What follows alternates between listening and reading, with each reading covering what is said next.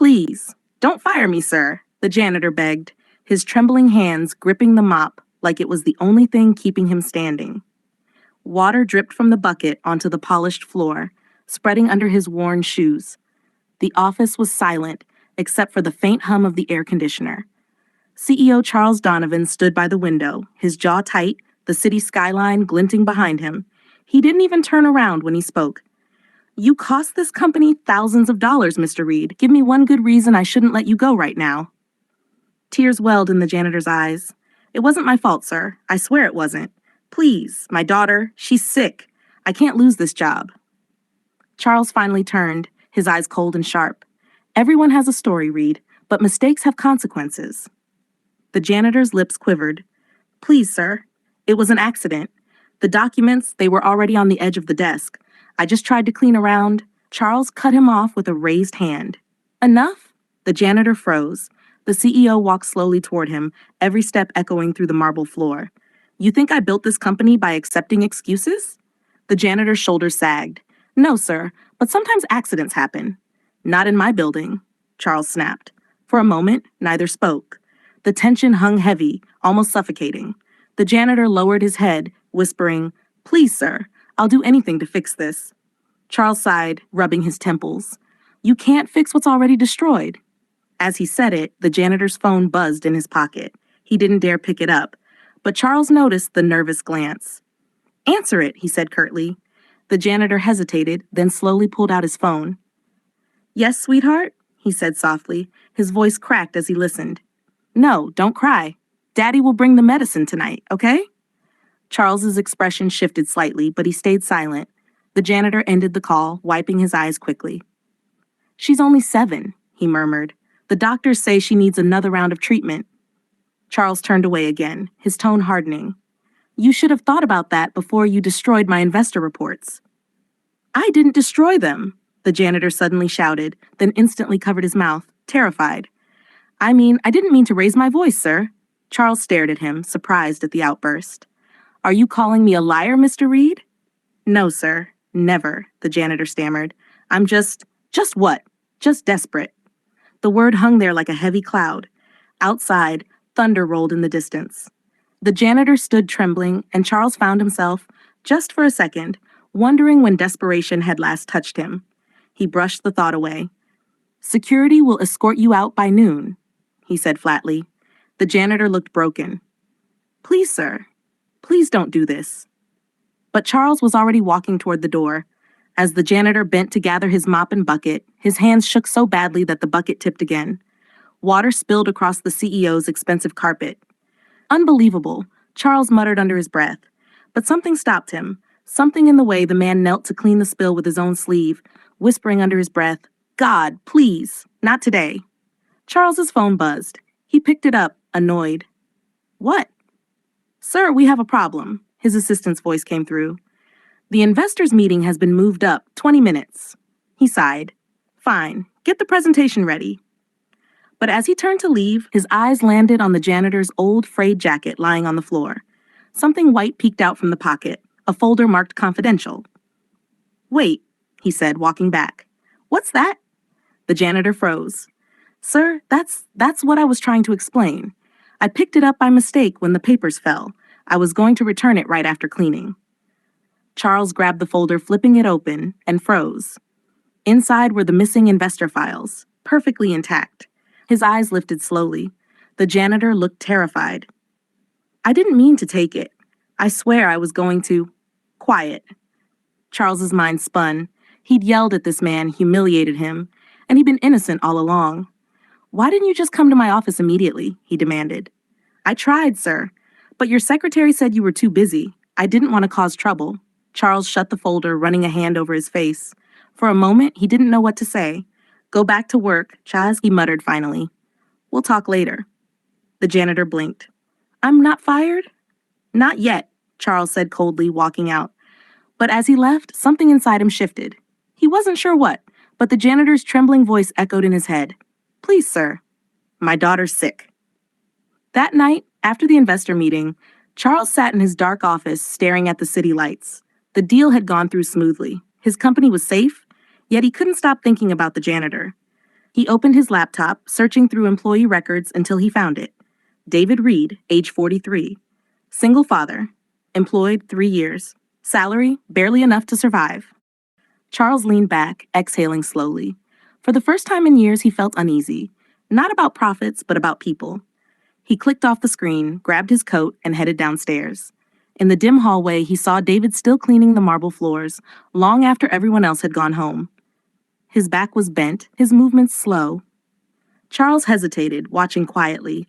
The man looked exhausted, but there was something steady about him, something that didn't break, even when everything else did. Charles cleared his throat. Reed, David turned, startled. Sir, I didn't know you were still here. Charles stepped closer. You're still working? David nodded. Had to finish the West Wing. Don't want to leave it dirty. You've been here 12 hours straight?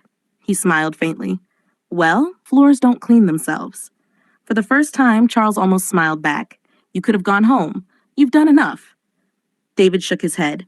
No, sir. I said I'd make it right. I keep my word. Charles nodded slowly, then said, Go home, Reed. David hesitated. Are you sure, sir? Yes, Charles said, and take care of your daughter. David's eyes glistened. Thank you, sir. I won't forget this. As he left, Charles stood in silence, his reflection staring back at him in the polished glass walls. Maybe it wasn't the company that needed cleaning. Maybe it was him. The next morning, the building buzzed with noise. Phones rang, printers clicked, voices filled the halls, but Charles couldn't focus on any of it. He kept thinking about the janitor's tired eyes, his quiet dignity. By noon, Charles called his assistant. Get David Reed up here. His assistant blinked. The janitor? Yes, Charles said firmly. The janitor. Minutes later, David stood in the doorway again, hat in hand, visibly nervous. You wanted to see me, sir? Charles gestured to the chair. Sit. David hesitated. I'd rather stand, sir. I don't want to. Sit, Charles repeated, softer this time. David sat, eyes lowered. Charles studied him for a long moment before saying, You said your daughter's sick. What's wrong with her? David swallowed hard. She's got leukemia, sir. The treatments help, but they're expensive. I've been working double shifts to keep up, but his voice trailed off. Charles leaned forward. How much does it cost? David shook his head. Please, sir. I didn't come here to ask for money. I just need my job. That's all. Charles ignored the protest. How much, Mr. Reed? David hesitated. The next round is about $9,000. Charles was silent. He turned toward the window again, the city spread out below him like a cold machine. 9,000, he murmured. That's nothing to most people in this building, but to you, it's everything. David nodded slowly, ashamed. Yes, sir. Charles stood. Wait here. He walked out, leaving David alone in the huge office. The janitor's hands trembled as he stared at the polished desk, the expensive artwork, the life so far from his own. When Charles returned, he carried a sealed envelope. He placed it on the desk. Inside is a check, he said simply, for your daughter's treatment. David's mouth fell open. Sir, I can't accept that. Please, I can't. You can, Charles said quietly, and you will. Tears welled in David's eyes. I don't know how to thank you, sir. Charles smiled faintly. Don't thank me yet. There's something else I want you to do. David blinked. Anything, sir. I want you to come with me this afternoon. Charles said. To the community center on Fifth Avenue. David frowned, confused. The one for the youth programs? Yes, Charles said. I've been funding it for years, but never actually visited. It's time I saw where the money goes. David hesitated, then nodded. If you want me there, I'll come. Later that day, the two men arrived at the center. Kids laughed in the hallways, basketballs bounced, and the smell of paint filled the air from an art class nearby. One of the volunteers, a young woman in a red sweatshirt, came running over. Mr. Reed, you're back, she said, smiling. Charles looked at David in surprise. You volunteer here? David rubbed the back of his neck. Just on weekends, sir. I teach the kids to clean up after activities, fix the broken chairs, that sort of thing. The volunteer grinned. He's more than that. He's like a dad to half these kids. When one of them gets in trouble, he's the first person they call. Charles stared at him, speechless. You never mentioned that. David shrugged. Didn't think it mattered. As the two walked through the center, Charles saw how every child waved to David, how they lit up when he smiled. It was a different side of the quiet man he'd almost fired. By the time they reached the exit, Charles said softly, You've done more for people here than I ever have. David smiled faintly. We just do what we can, sir. Charles looked thoughtful. Maybe I've been doing this wrong all along. Maybe success isn't just numbers and deals. David didn't reply. He didn't need to. The silence said enough. That night, back at the office, Charles sat alone again. He stared at the framed photo of his company's founding day, he and his late father shaking hands, proud and confident. His father had built the empire on discipline and fear. But now, Charles wasn't sure that was the right legacy to continue. He opened his laptop, drafted an email to the HR department, and hit send. The next morning, when David arrived for work, there was an envelope taped to his locker. He opened it, frowning. Inside was a new ID badge and a letter with the company seal. It read, open quote, effective immediately, Mr. David Reed is promoted to Facility Operations Supervisor with full benefits and family medical coverage. Close quote. David's hands shook as he read it. He looked up and saw Charles standing across the hallway, watching quietly.